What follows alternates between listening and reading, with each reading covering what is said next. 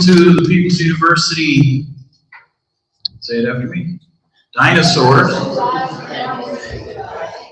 If you have a cell phone, that was terrible. I don't think I'm counting that against you.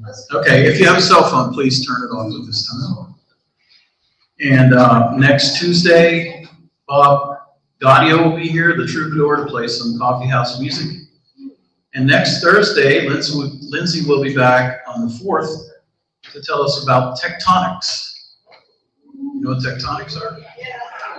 I figured you did. You're a smart group. But learn what it had to do with dinosaur dispersal. About that. I bet you don't know that. Before we do that, I forgot the bag. Kyle, can you bring me the People's University bag that's on my cart? Please, to draw for tonight's winner, which will be a public market $100 gift certificate. And you can still get in there and take a picture with a dinosaur and post it with "I love OCPL." Here it is. Shake it all around. And the winner is Julia Struthers.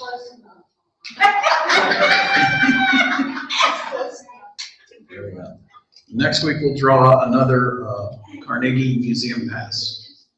I was going to draw more, all at once, but now I'm going to keep you coming back. That's more of the smarter marketing approach, right? And again, if you want to go to our field trip, please sign in, because whoever comes to most classes, we're taking 20 people with us, so we'll figure it out. But if you want to go, sign the class register. If you weren't here last week and you would like to have a t-shirt, we still have a few left. Help yourself after class. Our instructor this evening for, as you can see, it's called the Dinosaur Family Tree, is again Lindsay Kastroll. She's a paleontology student and museum volunteer with a special interest in dinosaurs. Following her recent graduation from California University of Pennsylvania, with degrees in biology and geology, she will be attending a master's program in biological sciences at the University of Alberta, starting in fall 2022, where she will complete research on a certain kind of dinosaur that I mispronounced last week, so I'm not saying it again. There you go. Triceratops and those guys, Stegosaurus, like her purse. She got to start volunteering with the Carnegie Museum of Natural History, writing Mesozoic Monthly, a series of deep dives on prehistoric creatures for the museum blog. You can find it online. Please welcome Lindsay Kastroll.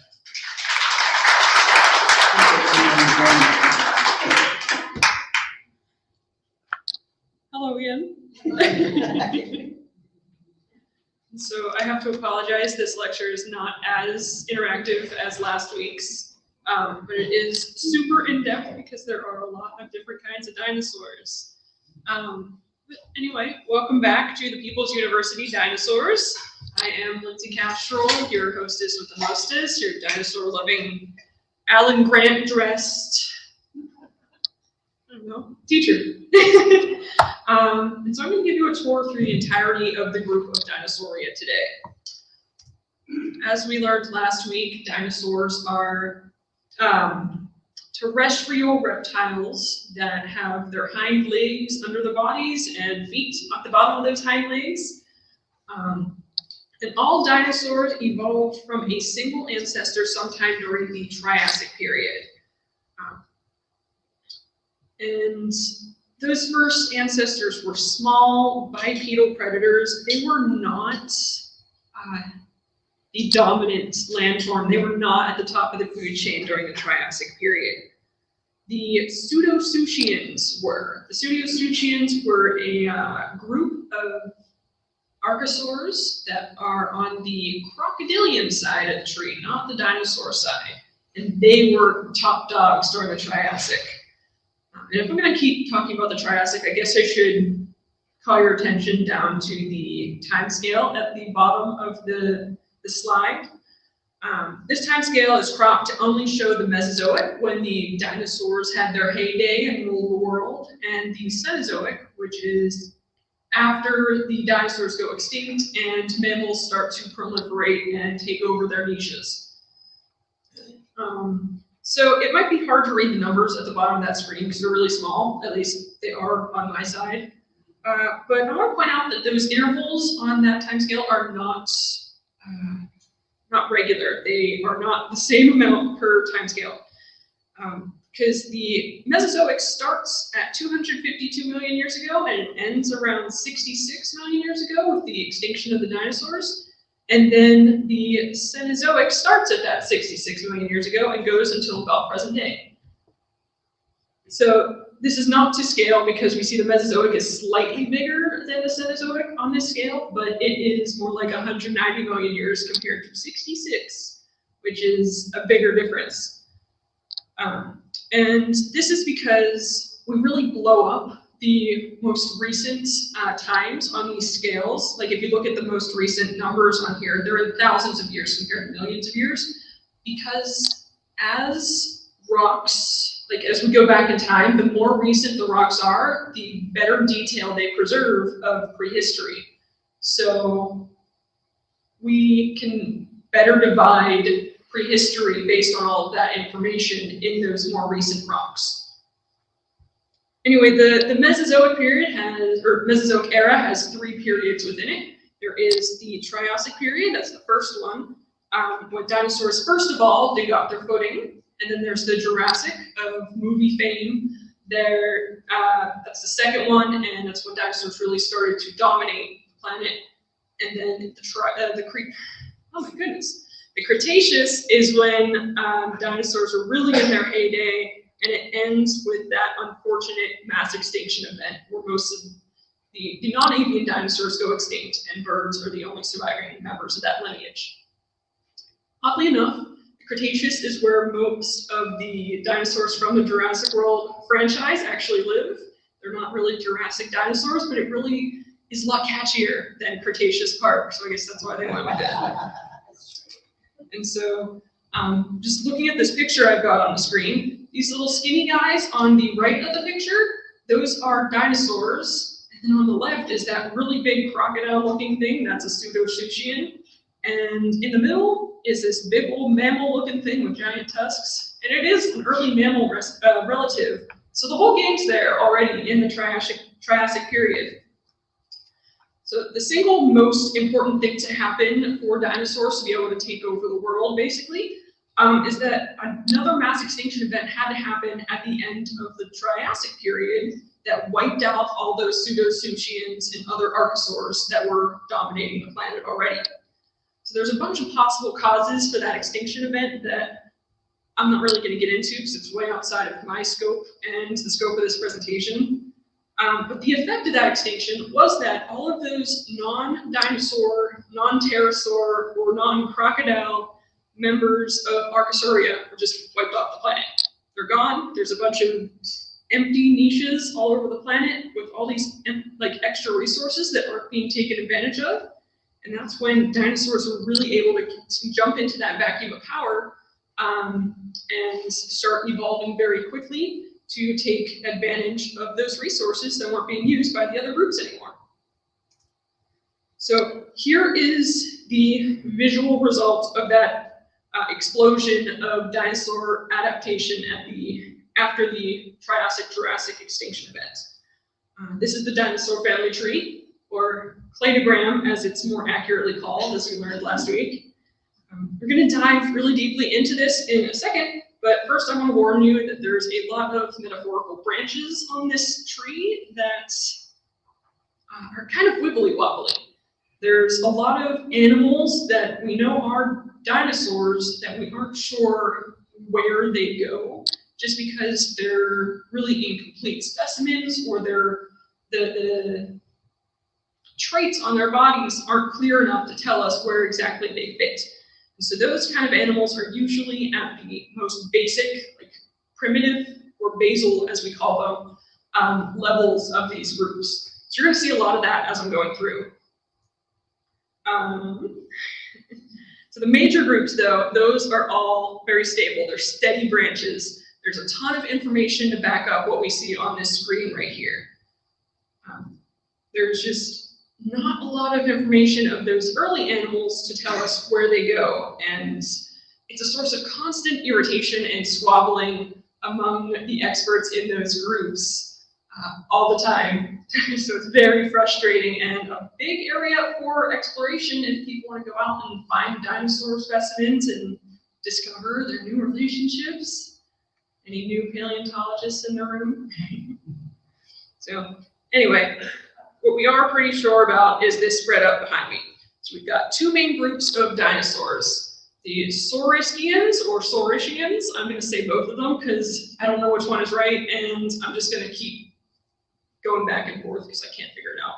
And Ornithischians or Ornithischians, and that's the word that Sean was having trouble pronouncing last week, which is totally fair. But Saurischians are these guys on the left. There's two main groups of them. There's the Theropods, which are the smaller bipedal predator dinosaurs we think about, like Velociraptor, T-Rex, and the Sauropods, like the big long neck Brachiosaurus. It's pretty cool to me that they actually are so closely related. On the other side of the family tree, we have the Ornithischians, and there's also two big groups of that.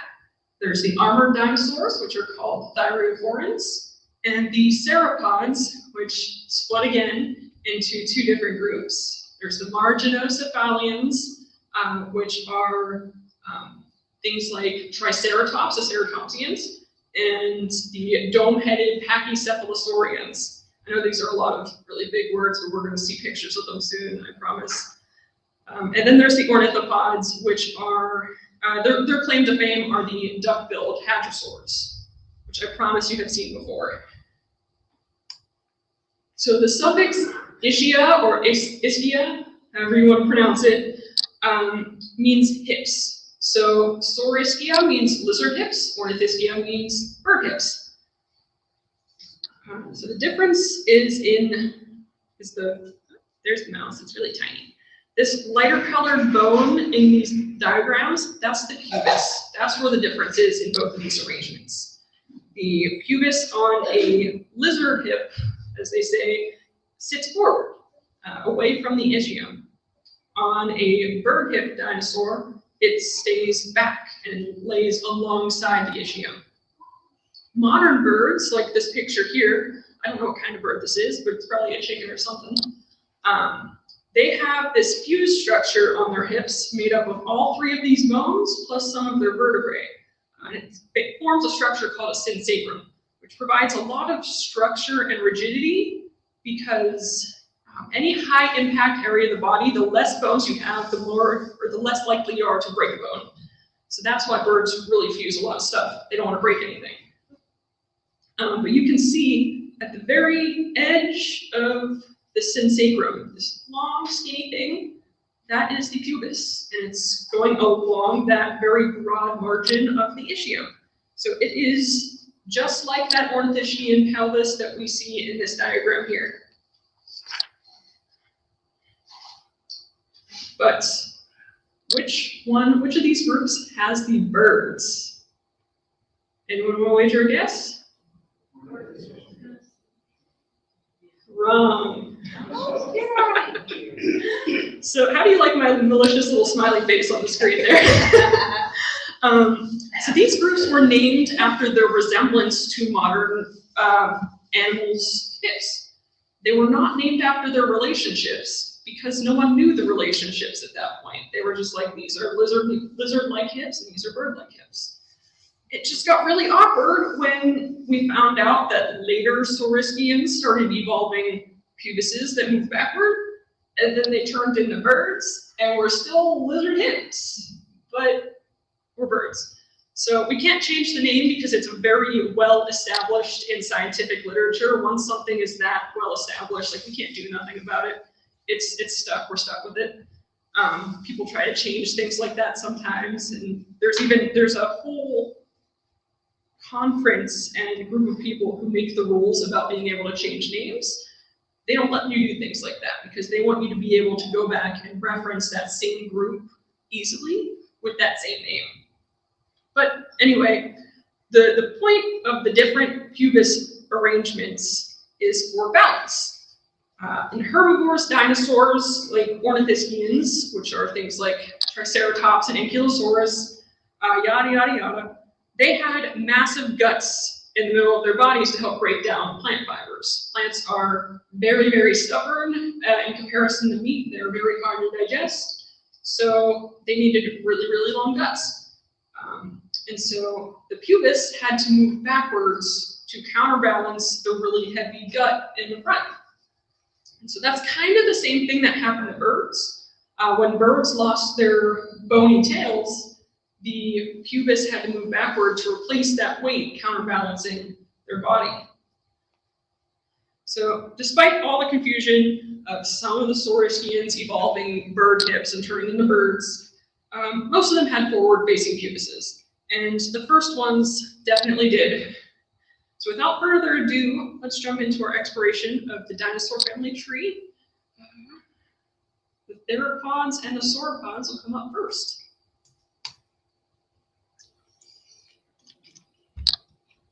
So here we are with the Theropods. This is an incredibly detailed and confusing cladogram on the left here. I found this picture and was like, well, I guess I should put it on there, because theropods are just the most diverse group of dinosaurs out there. There's so many different kinds. You can definitely see that on this cladogram. But they're all generally two-legged or bipedal dinosaurs with hollow bones and 3 digits on each limb. And that rule changes a little bit depending on the group. Some of them evolve toes away or evolve toes back. You know, crazy evolution things. But I will make sure to keep you updated with that as we move through. So I mentioned earlier that the base of the tree in a lot of these groups is very wibbly wobbly, and that is still the case here. So on this slide, I have pictured Herrerasaurus, which is the orange and blue one on the top, and Tawa, which is a little feathered guy at the bottom there. They're mostly considered early theropods, but depending on who you ask, they might be considered early Saurischians that don't have all the characteristics of theropod yet, or they might not even be considered dinosaurs at all. However, I'm pretty sure that they are considered theropods nowadays, and it's hard to keep track of all of that, but yay. So I have 15 slides about the rest of just the theropods, because there's so many of them, so I'm going to try and zoom through it as best as I can, because there's so many, it just takes a while. But before I move on, I want to point out a couple fun things about this cladogram. So I know this mouse is really small, and I apologize, but if you follow the blue and purple division down here, you get the Avirostra. The Avirostra is like the beginning of the big radiation of the dinosaurs right around the time of that Triassic-Jurassic extinction event. And then after that, we get the Titaniurae, which is bolded down here. And it's a hugely important group because it contains so many different kinds of theropods. The true fun starts down here with this other bolded group, the Coelurosauria. That's where things like Tyrannosaurus and all the feathered or even herbivorous theropods reside. So I can't wait to show you all of them because they get pretty cool near the end. But first up, we have the Neotheropoda. This is just a giant group that contains everything that pretty much survived the Triassic-Jurassic extinction events. So every theropod except for these those weird ones that I have on the last slide that we aren't even sure if they're theropods or not. But pictured on this slide are some of the early groups of neotheropods. We've got Coelophysis in the top left. That is basically the most iconic Triassic dinosaur to exist. And then there's Dilophosaurus in the middle, as it really existed in life. In the movie, it's a small, skinny little guy with that weird neck frill, and it shoots venom out of its mouth. Dilophosaurus in real life was very large. It was robust, did not have a neck frill, and did not spit venom. We have no evidence for that in real life. But that lived during the Jurassic. It was one of the few in the movies that actually lived during the Jurassic. Alongside, or at the same time as Cryolophosaurus, which is down the bottom left. That is an Antarctic dinosaur from the Jurassic, and it's large predator, just like Dilophosaurus.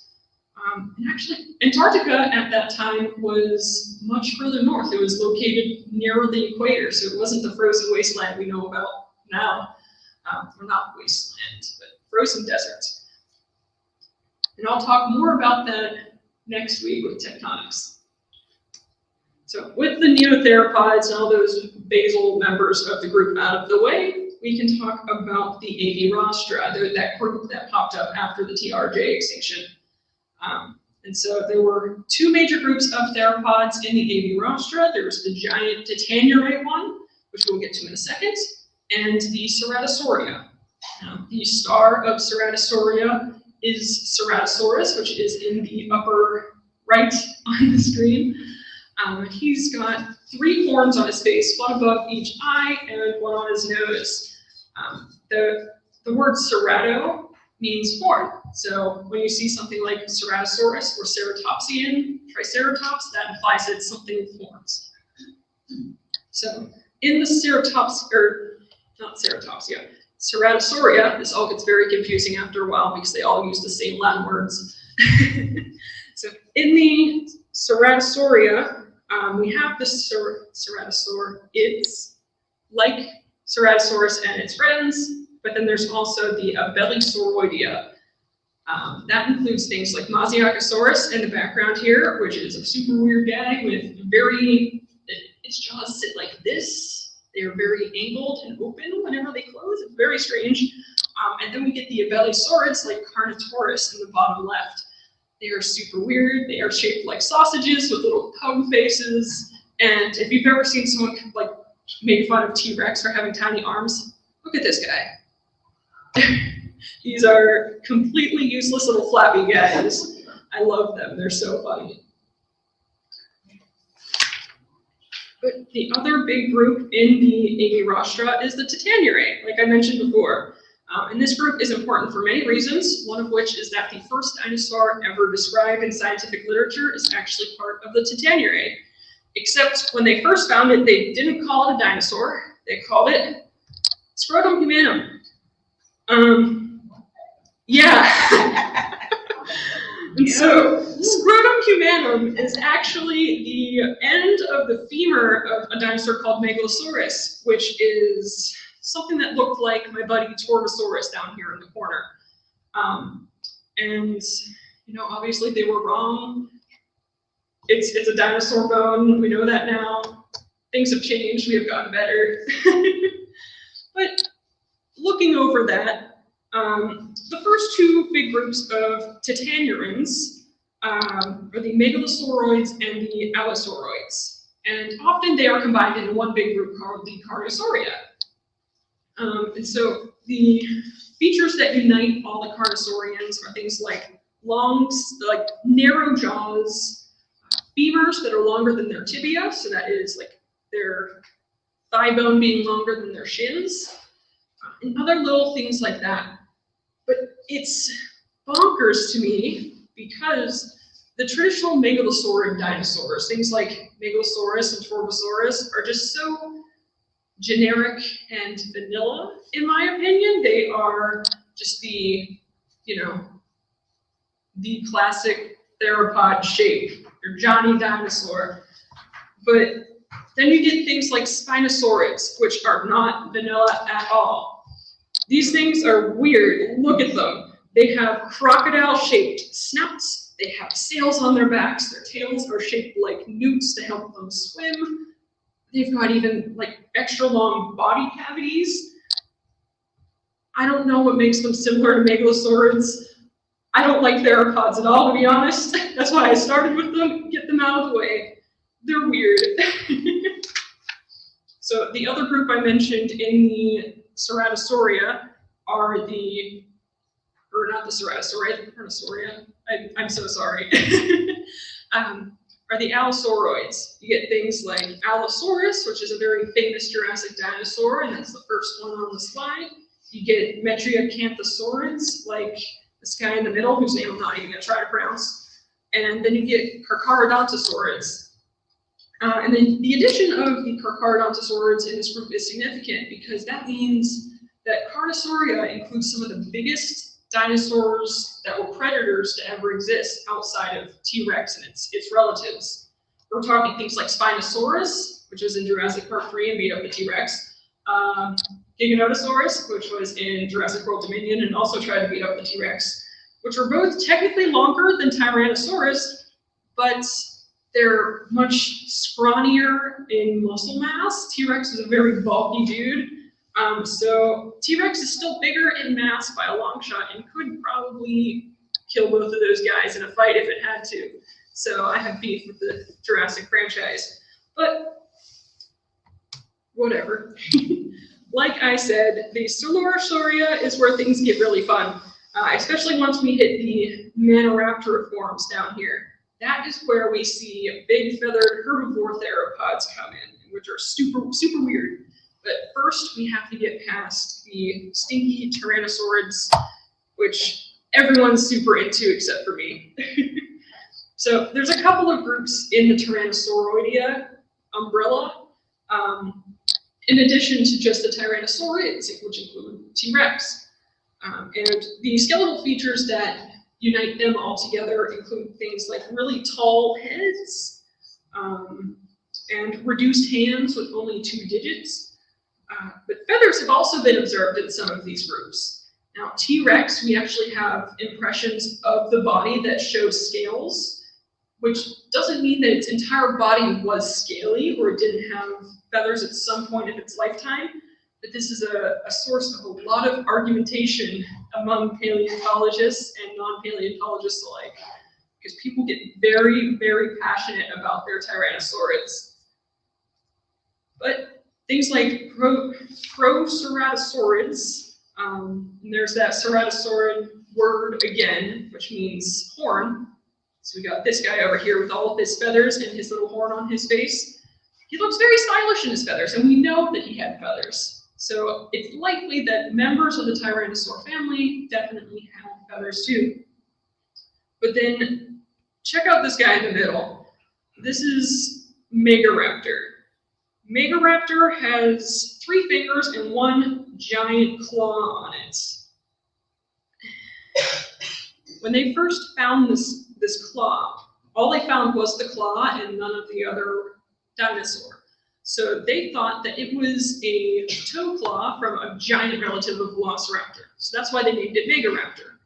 But then they found bones from its hand and said, okay, this thing is a hand claw, so it can't be a Velociraptor relative. What is it?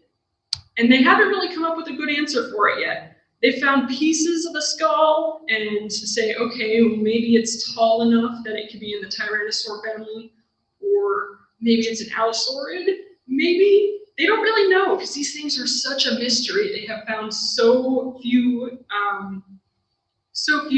pieces of these skeletons.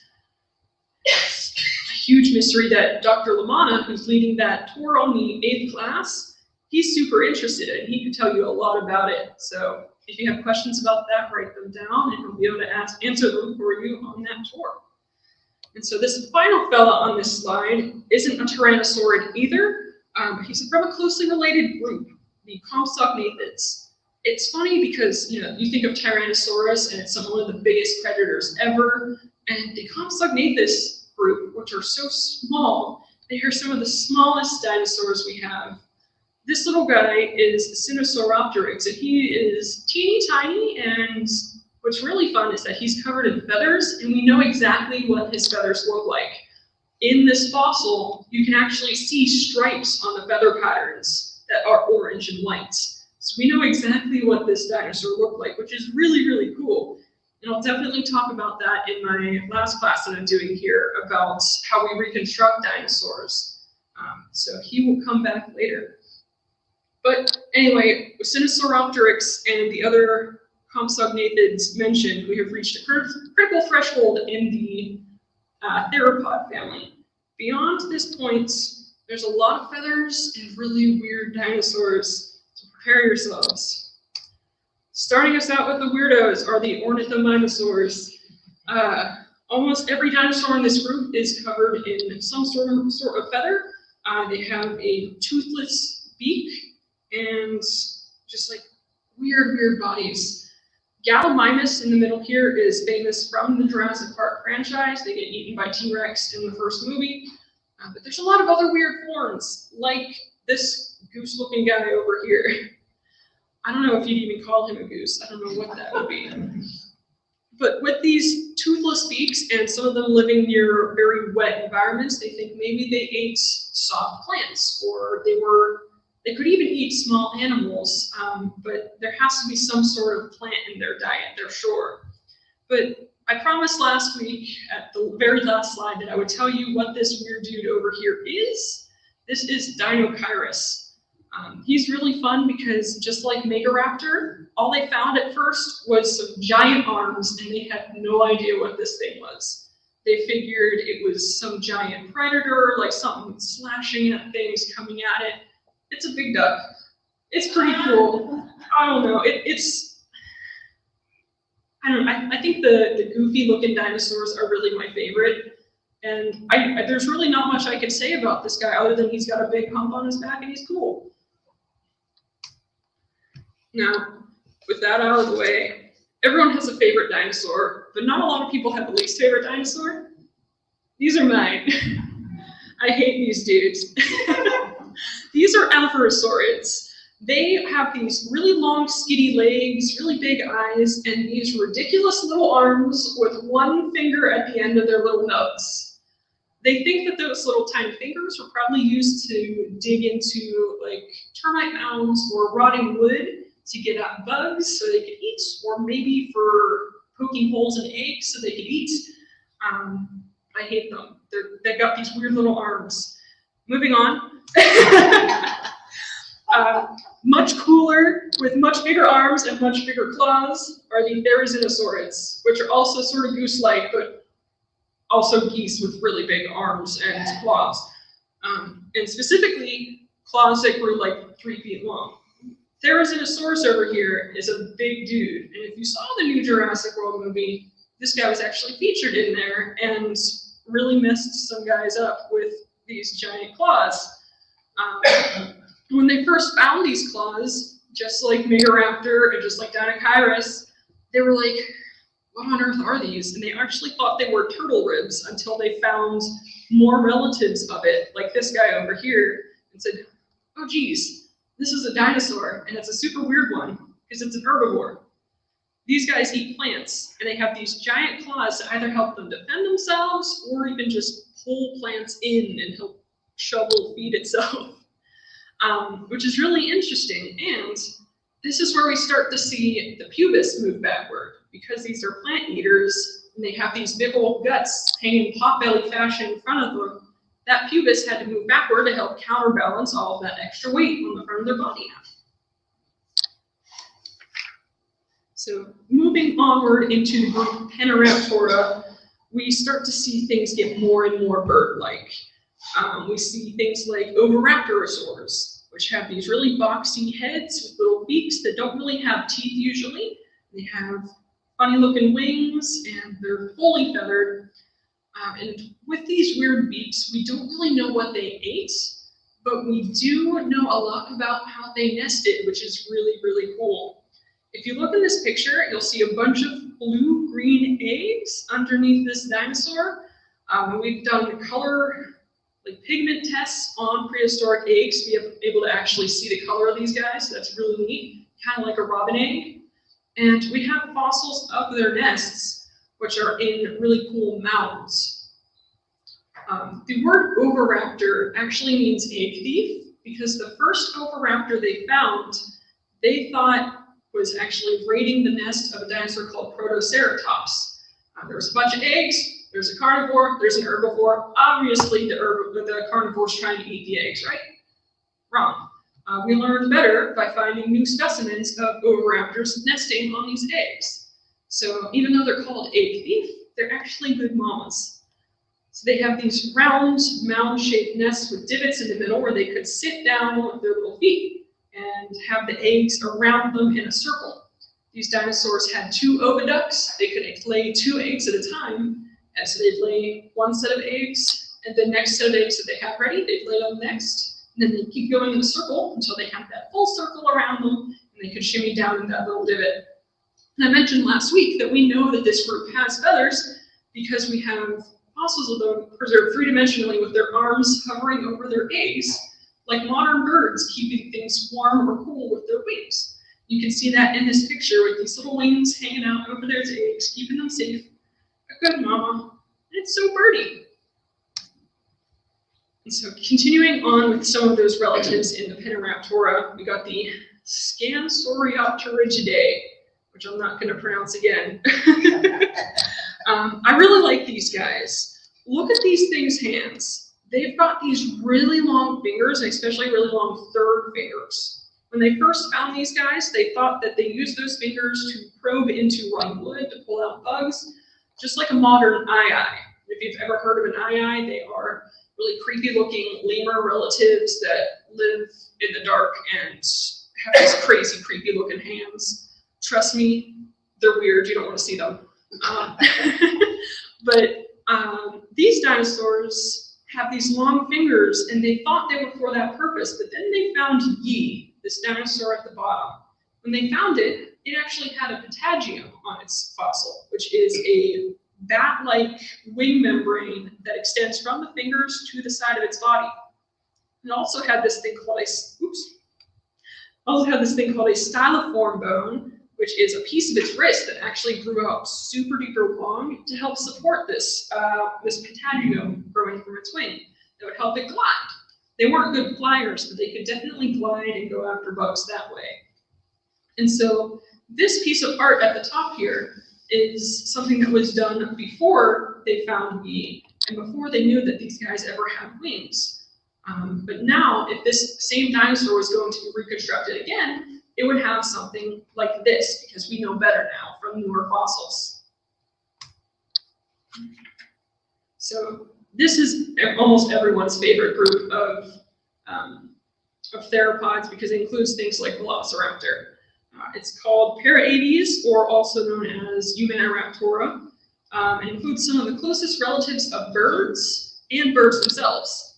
So the non-bird members of this group include things like the Dromaeosaurs, which are the raptors, and the Troodontids, or Troodontids, however you want to pronounce it, I don't care. Both of these groups have winged forelimbs and sickle-shaped claws on their hind feet. These would have been on their second toe, and it would be held off the ground to keep it safe. The Dromaeosaurs had these very, very curved sickle-shaped claws, and the Troodontids were slightly less curved, slightly less held off the ground because they didn't need to be as high.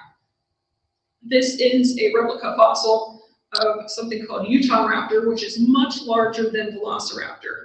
Velociraptor is everyone's favorite, but in the movies, it's actually a lot different from what it was in real life. The movie Velociraptor is very tall and muscular and scaly and has a very boxy head. But in real life, Velociraptor was a lot smaller. It was feathery, it had a long, slender nose, and it was about the size of like a golden retriever.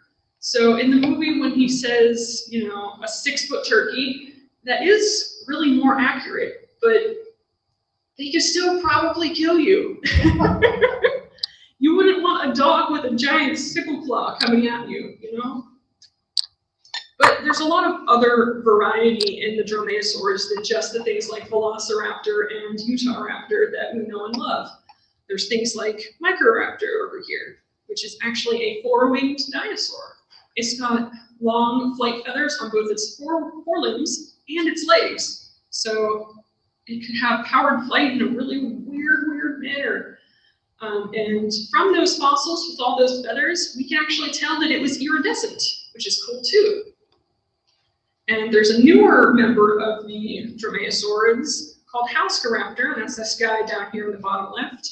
It's a very goose-looking dinosaur. It spent a lot of time in water looking for fish. It has this really long fish hunting shaped mouth and these tiny little sickle claws down here that look almost like fish in this painting. There's a lot of different variety that get more and more bird-like as you go along, which brings us to birds. And birds didn't just pop up, of course. there was a gradual transition from the non-bird dinosaurs to the bird dinosaurs, as seen in this diagram. Their pubises gradually moved back. Their tails were replaced by things called pygostyles. They lost their fingers and their teeth for things like beaks and wings. But birds didn't just replace the non-bird dinosaurs when the non-bird dinosaurs went extinct at the end of the Cretaceous. They were living alongside them and evolving alongside them for millions of years. This guy over here is Archaeopteryx. It's one of the most well-known, most famous relatives of birds. And it's a very early bird relative. It pops in right after the raptors, and it evolved in the late Jurassic period. And then Hesperornis, this guy over here and down here, looks a lot like a loon. The only real difference is that it still has some teeth, and that was around during the late Cretaceous. So this entire line of bird evolution was happening during the late Jurassic, late Cretaceous periods. And so birds were around while dinosaurs were around, which is something that not a lot of people think about. People think about it much more linear than that, which I think is really cool when we see how they were a minor group alongside the bigger dinosaurs, and then bam, the other ones went extinct. These guys started going crazy and evolving all the groups that we know and love today. So with the birds, we conclude our tour of the Theropods. But that means we get to move on to other Saurischians, which are the Sauropods. And before the Sauropods evolved, there were a lot of weird ancestors that are usually called prosauropods. This isn't like a scientific grouping of dinosaurs, it's just kind of like a cool name that they give to anything that was on the road to sauropods. But they lived before the sauropods and had a lot of the same features. They were bipedal omnivores at first, with very long necks that had at least 10 neck vertebrae. For comparison, we and every other mammal have 7 neck vertebrae. Even giraffes, with their very long necks, they still have 7 neck vertebrae. It's just they're very long. Prosauropods and sauropods themselves shook that up a little bit. They had at least 10 neck vertebrae, and they would add some on and grow them super long as they needed through evolutionary time. But so the first of these sauropod ancestors were bipedal omnivores, but the trend gradually led for them to go from bipedal omnivores to very large quadrupedal herbivores. So the first true sauropods are things like Volcanodon here. They were really big animals, but they weren't ginormous. But they still continued the trend that we saw started with the prosauropods. They have big bodies with small heads at the end of a very long neck and really long tails to counterbalance them. And similar to the theropods, they also have hollow bones to help lighten their bodies and also transport oxygen through that really long body. And they also have columnar front feet. Their back feet are kind of like ours. They sit on their heels and walk around with their toes out in front of their heels. But sauropods, their front feet, they're kind of walking on their tippy fingers, or tiptoes, however you want to think about it, just to help prop them up a little bit more. And you may have heard someone say that sauropods were too big to walk, but that is a lot of bull. They would be very unstable in the water. They have air pockets throughout their bodies. They are very awkward animals. They would not be good for swimming. So no, sauropods are not too big to walk. If anyone says that, they are wrong. Please trust me. There are still people arguing for that today. So the first true group of sauropods are the Mamenchisaurs, and this is where we see things start to get out of hand. It blows my mind that this is one of the earliest groups of sauropods, but they start getting 100 feet long very quickly. They've got these very long noodly necks that are just absurd. And so these are some of the biggest animals to have walked on land ever. And then we take a step back and we see the Neo-Sauropods, which is everything else in this family, and some of them are pretty small. Herrerasaurus, which you will see in another couple slides, is maybe 30 feet tall compared to a 100-foot long dinosaur. So there's a lot of variety in this group. They don't just keep getting bigger and bigger and bigger. But the Neo-Sauropods, this is a much easier to sort out cladogram than the Therapods, so thank goodness for that. But we see very interesting things in this group. We have the Diplodocus, which have crazy spikes and crazy teeth, and I'll show you that in a second. And we get the Macronarians on this side. So, like I said, the superfamily Diplodocoidea is super weird. We've got Herbivorous, like this guy over here. This is Nigerosaurus. And over here we got the dicrasaurid representation, the Hadrosaurus. The Herbivorous their claim to fame is their crazy teeth. Herbivorous dinosaurs are always constantly replacing their teeth, and they have multiple replacements ready in their mouths at all times, which means that they could have upwards of 500 teeth in their mouth ready to go at any moment, which is nuts. I couldn't even imagine that. Like, humans get 2 sets of teeth. They get their baby teeth and their adult teeth. Dinosaurs were able to replace their teeth through their lifetime. They get their own group because they were crazy at it. And then you get the dicrasauroids, which are known for their spikes.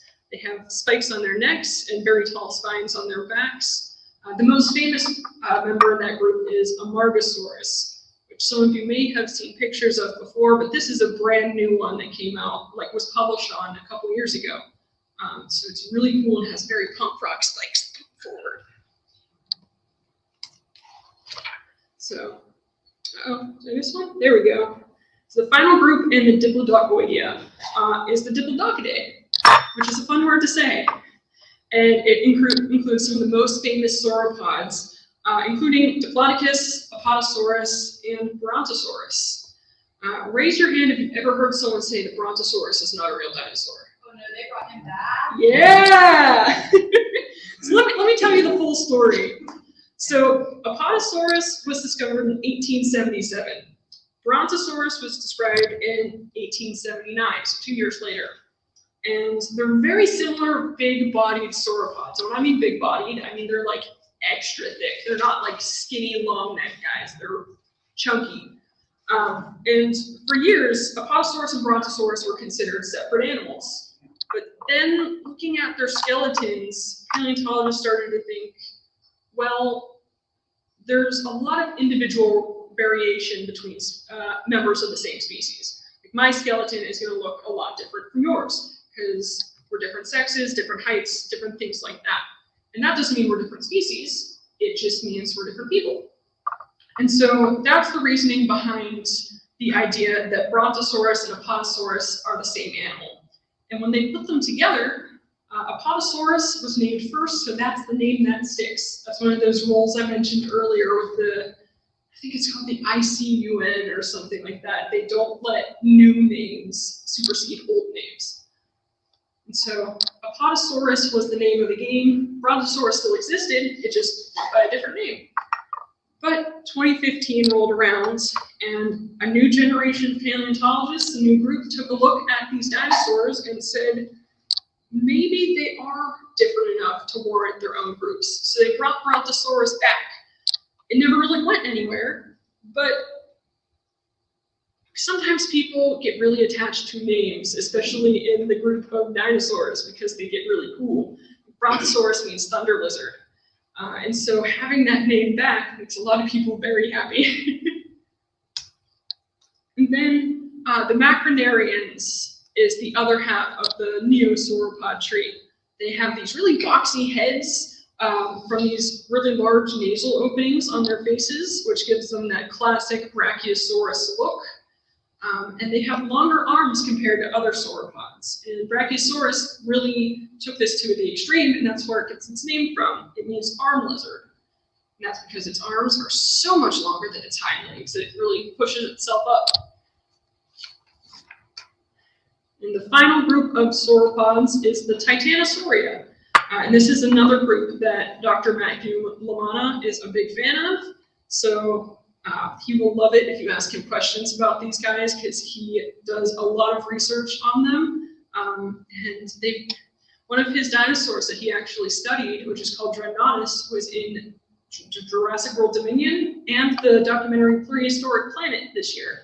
So he's riding a real high that his dinosaurs are becoming more household names. And so titanosaurs are interesting because they include some of the largest sauropods ever, and they are constantly arguing over which one is the largest, whether it's Argentinosaurus or Patagotitan or something. They're always finding like a new leg and saying it's bigger, we're the cooler ones.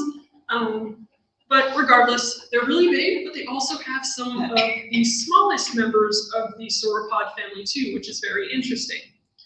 And then I mentioned earlier that birds have all those fused bones because they don't want to be able to break as many things. Titanosaurs also took this to the extreme, in that they just got rid of a lot of the bones in their hands. They don't have fingers. They just lost all of those bones to reduce the ability to break things in weight-bearing structures. So they're essentially walking on their wrists, which is really, really cool. But with that being said, that concludes the sauropods, and by extension, the Saurischians.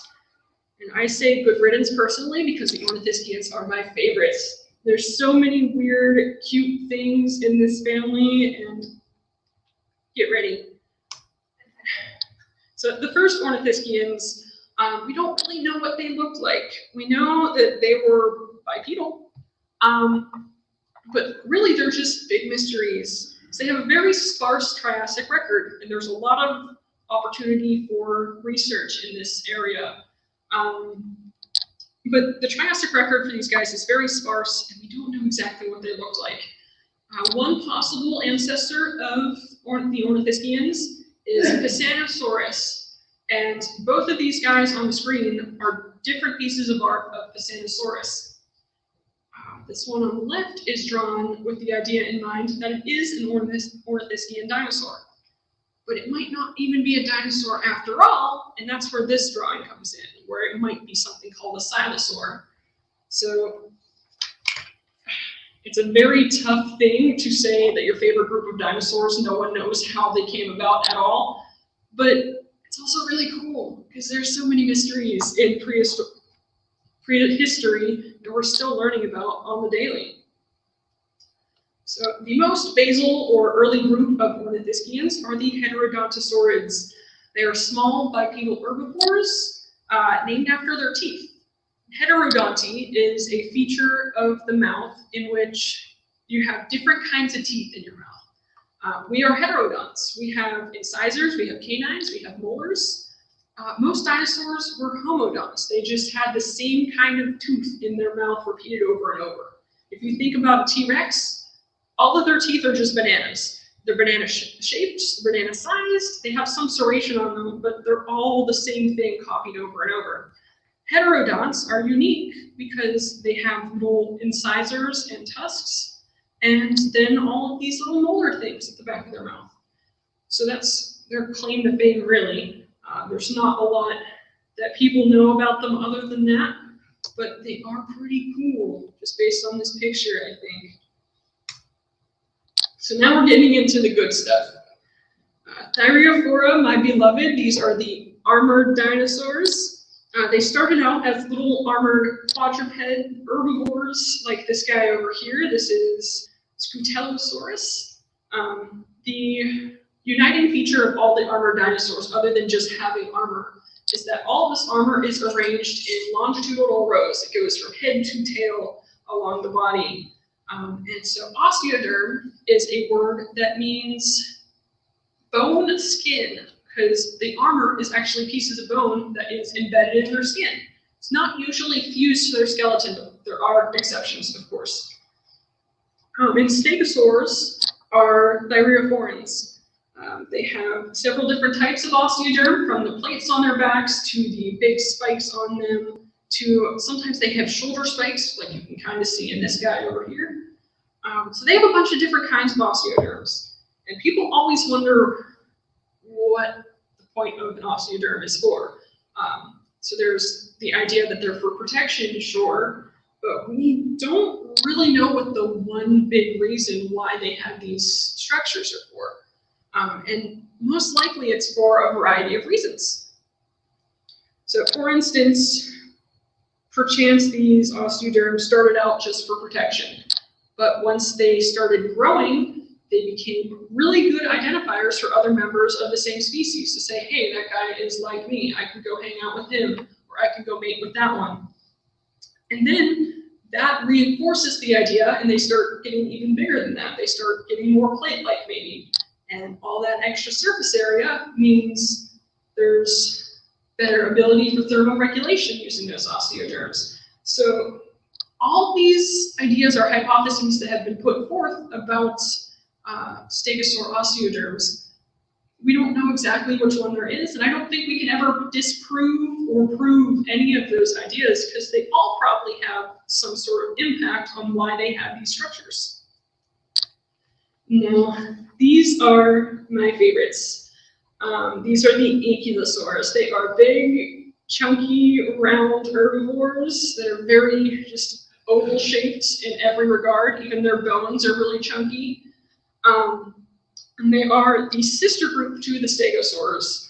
They still have like short little arms and bunches of osteoderms covering their bodies, but they have a lot of osteoderms. There's a lot of rows on their body of osteoderms. The main armor pieces are scutes, which are all of these larger pieces that you see along the body, but in between them, they have things called ossicles. They are much smaller osteoderms that are kind of coin-shaped, that kind of link up and form almost like chainmail across their body. But other kinds of osteoderms they have are either giant spikes or big chunky ones that turn into clubs on their tails. So the difference between the two main groups of ankylosaurs is this choice of weaponry. The ankylosaurids have tail clubs made of several big honking osteoderms that fuse together, and then vertebrae that fuse together in the tail to give it a really rigid handle for hitting things really hard. And then the other group is the nodosaurids, which don't have the big clubs on their tails, but they get really big spikes on their necks, which are really cool. And just like stegosaurs, we don't know exactly what all this armor and stuff is for, but we do know it probably had multiple purposes. There is a very famous, or maybe not famous, but very exceptional fossil that they found in the past 10 years called Borealopelta, which is basically a mummified nodosaur. And it has these big shoulder spikes on it, and it has very good skin impressions. And they were able to look at the pigments on those skin impressions and see that most of its body was a rusty orange color, but those spikes on its shoulders were bright, like creamy white, which isn't very good for camouflage if the main purpose is for hiding from predators. So they think that those spikes were also used for display as well as being scary and keeping the predators away. And so sometimes there is a third group recognized within the ankylosaurids, and they are called Coelacanthines. They're usually lumped in with the nodosaurids. That's why I've got this picture over here. Their difference is that they have a big shield that forms over their hips. All of those osteoderms fuse together to form one big structure that keeps those hips safe. And that's why there's no spikes really sticking out over the hips here, because it's just a big flat piece. So leaving my favorites behind for now, we move into the Neo-Ornithischia. It's a lot of big words in 1 hour, I'm sorry.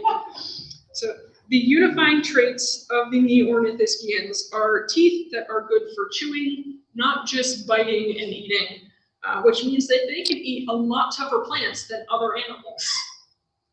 We chew our food, which means we process our food really well before we swallow it, which means we can get more nutrients from it. Most dinosaurs weren't able to chew. They didn't really have cheek teeth. So if they tried, then the food would just fall out of their mouth. So they had to just eat it and let their bodies break it up. Neo-Ornithischians were good at that. They were able to chew things and get a lot out of their food. But just like before, there's a lot of early members of this group that really play hopscotch everywhere because no one can really decide where they're supposed to go. We've got things like Calendardromius Leolinosaurus and this little dude, Hypsilophodon here. The cool thing about these guys, if you notice, they're all covered in feathers. We know that Calendardromius definitely had a coat of really fluffy feathers, which is crazy because the ornithischians that preceded it, things like Stegosaurus and Ankylosaurus, they did not have feathers, they had scales, which means feathers evolved multiple times. They evolved in the Saurischians with the birds, and in the Ornithischians with things like Calendardromius. So that's convergent evolution, which I think I mentioned last week. When two different groups evolve the same feature completely independently from each other. So that's pretty cool.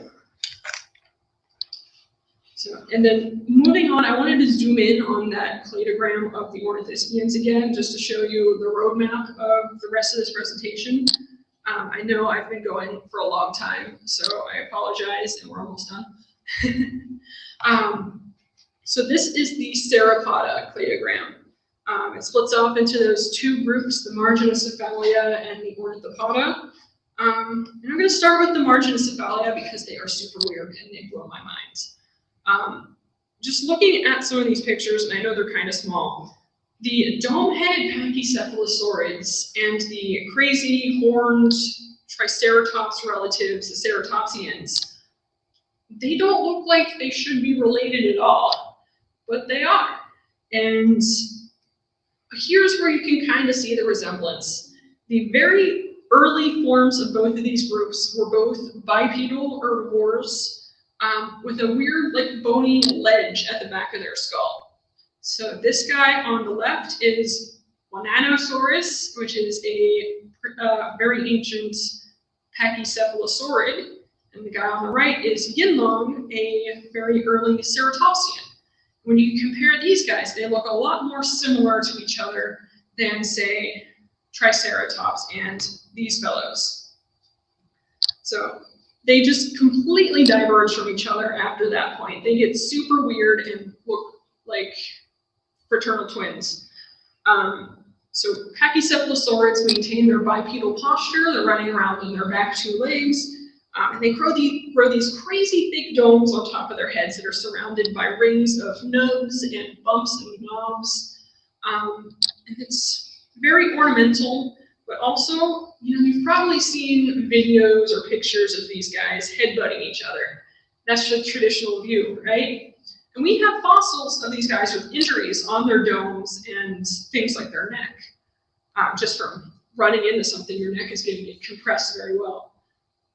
But when they did mechanical studies of the pachycephalosaurian body, they realized that running into each other's heads over and over again is going to do a lot more damage to the body than what we're seeing. It can probably easily kill them. But we know they're headbutting something because of all that damage. So one of the most plausible ideas that are out there right now is that maybe they were headbutting each other's flanks.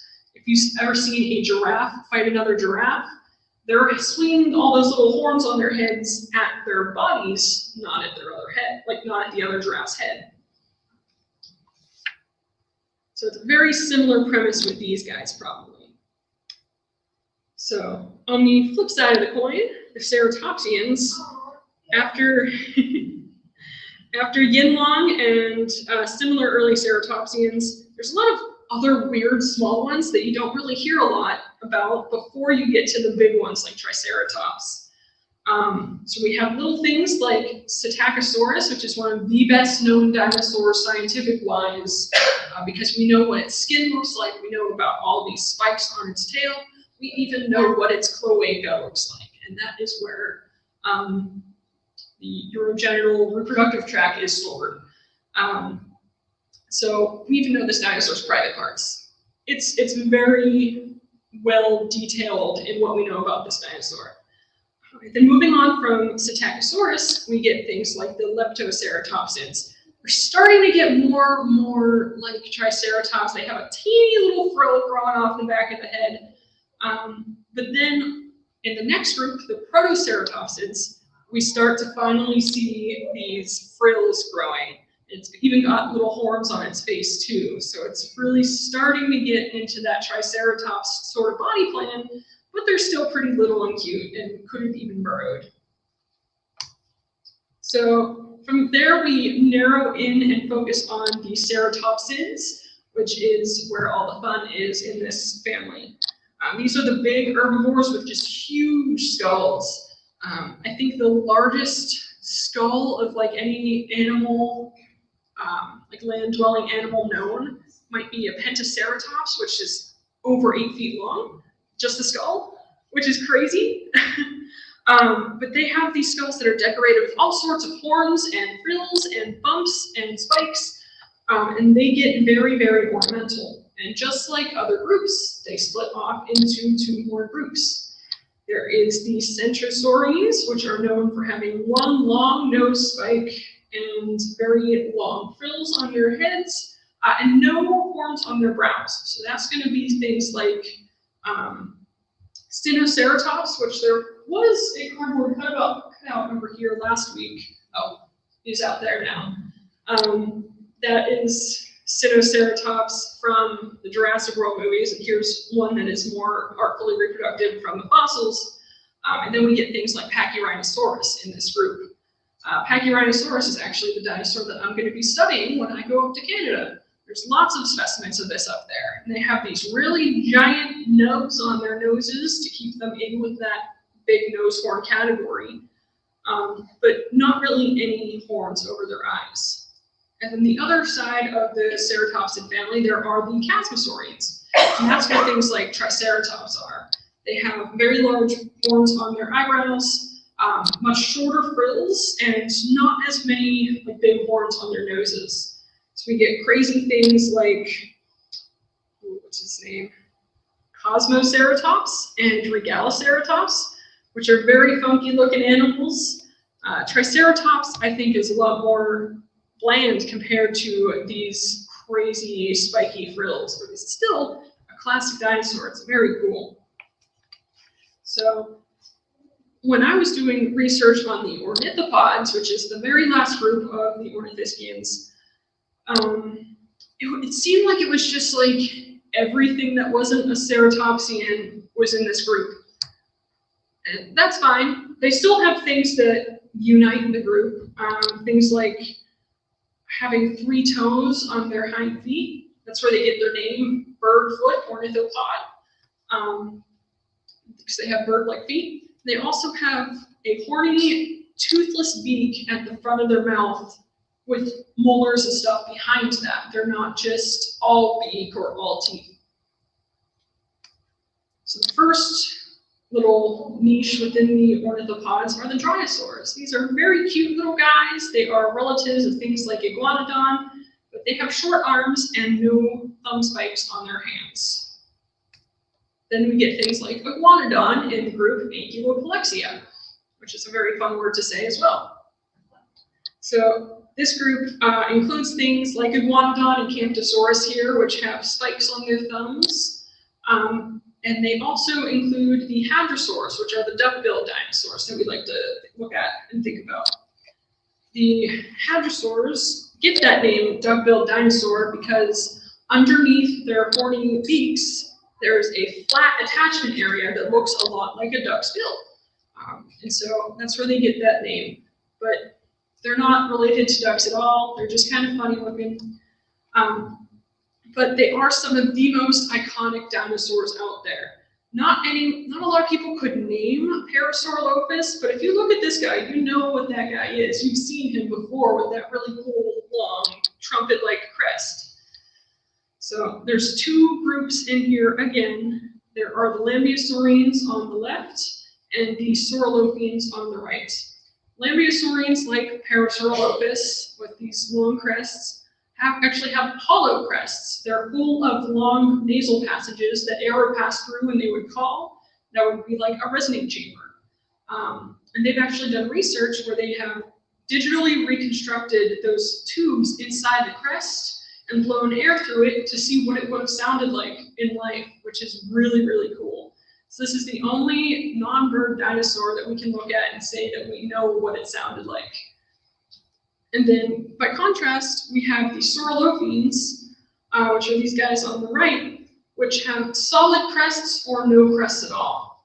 So they were probably doing something very different with their crests when they had them, because they weren't, big nasally spaces for air to resonate in. So with that said, we have sadly reached the end of the dinosaur family tree, but I'm sure you're all a bit eager to ask questions because that is kind of overwhelming. There's a lot of different kind of dinosaurs that no one ever thinks about ever, and I only talked about the groups, not the actual species within them. So there's a lot of dinosaurs out there. Question. I don't have a recording on me, but there are definitely some online. But I just want to talk about next week's lecture for just a second. So for these first two, we've discussed the who and what of what dinosaurs are. And the next week, this sounds like it's going to be a very dry class, but I promise it won't be. Tectonics and dinosaur dispersal is a very interesting topic. It's going to be the where and when of dinosaurs. Where did they live in the world and at what time period?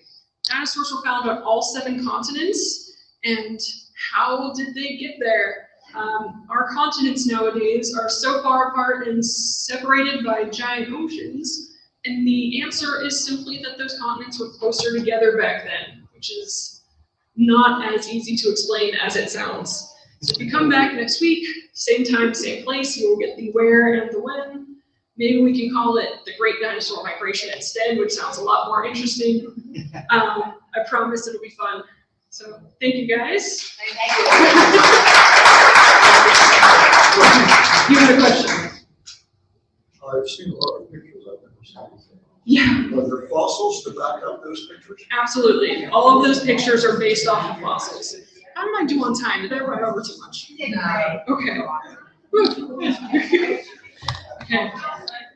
So yeah, there's fossils that back up all of those pictures, and whether it is a fossil of that species specifically, or if it's something that like they only have a skull and they don't know what the rest of the body looks like. There's a whole group that would inform what the rest of the body looked like based on its relatives. Humans started after the dinosaurs. Yes. So if I go back all the way to the beginning, like 42 slides ago. So dinosaurs start somewhere around 240 something. Humans are somewhere over here in like the 10,000 ago range. 247 million versus 10,000 years. Yeah. So I've seen people like compress the entire history of the world down into 1 year before. Like they do that thought experiment where the entire history of the world was 1 year. When would things happen? And humans show up on like December 31st, maybe. It is an insane amount of time that happened before humans showed up. But we have such a good record of everything that happened because it's so recent. So you had a question. Yes, I want to just say thank you for not having any tests. Yeah, last week was a pop quiz. I'm sorry, but That wasn't too bad. there's a lot of stuff to cover this week, so I'm sorry, but I think it was fun. Yeah. Okay, we have a question over here. I don't know if we'll ever come back around, so I asked about them. Yes, Herrerasaurus. So were they all blind, or was it just? They just decided to make the one in the movie blind. So in real life, they probably would have had a decent sense of vision. Especially as an herbivore, you have to have a decent sense of vision to be able to see things coming at you. I don't know why they made it blind in the movie. It's certainly a cool choice. So it wouldn't have been hunting things. It would have been. Right. Yeah. Dinosaurs were herbivores. They weren't hunting and eating meat, but they were, lots of herbivores are very aggressive animals. Yeah. You don't want to fight a turkey, and even like, especially if you make something blind, like the one was in the movie, anything that comes near it is a potential threat. So herbivores are always ready to swear down and fight anything that comes too close to them because it could be a threat. And then you add on the idea that it might be blind. It's gonna absolutely smack the crap out of a deer that's walking by. So definitely a cool choice for the movie. We have another question? Where in North America are most of these fossils found? So most of the fossils found in North America are found in like the Midwest, like if you go out to Colorado or something. All the fossils around Pennsylvania are either too young or too old. So either the dinosaur, like Mesozoic rocks, have either eroded away or they're still buried by something that contains like mammoths. So not a lot of dinosaur evidence in Pennsylvania, but we know they would have been here because there's no reason for them not to be. If you want to find dinosaurs, though, you have to go out where the Mesozoic rocks are. And that's around Colorado, Montana, Utah, that area. Well, we had a question online about convergent evolution. Yes. Is that what is meant by when mammals have things that dinosaurs? Is that an example of it? Like a mammal has a beak? Yes. So anytime you see two groups that aren't closely related independently evolving the same feature, that's convergent evolution. So when you think of bat wings and the gliding wings of Yi from earlier, and even bird wings and pterosaur wings, they're all very different structures that come about very different ways, but they're similar in that they are flying or gliding structures, and they look superficially similar. So that's all convergent evolution. They come from the same kind of, they fill the same role, but they come about different ways. Any other questions? Yes. There were 5 mass extinctions. Does anybody in this program go over that anyway? I think there's definitely a class about the end of the dinosaurs, right? There's one about the end of the dinosaurs, but there's none that goes over all of the mass extinctions. Like the biggest mass extinction that ever happened that killed like 96% of all life was, I think, at the end of the Cambrian. So it was way before any dinosaurs had evolved, and there was very few things on land at that point. But it just completely decimated life with changing ocean temperatures and things like that that life just couldn't keep up with. So there was, 5 major extinctions. I think we're in the middle of the 6th one with everything going extinct nowadays, which is very sad. Yeah. But yeah, the one that killed the dinosaurs is one of them. The Triassic-Jurassic one that killed the other archosaurs is one of them. And then there's the Great Dying that happened with the 96% of stuff. Are there other questions from online? That's an uplifting way. Yeah. Please, any other questions? I have nothing on. Okay. Thank you, Lindsay. Thank you. Sorry for going over. I tried to go as fast as I could.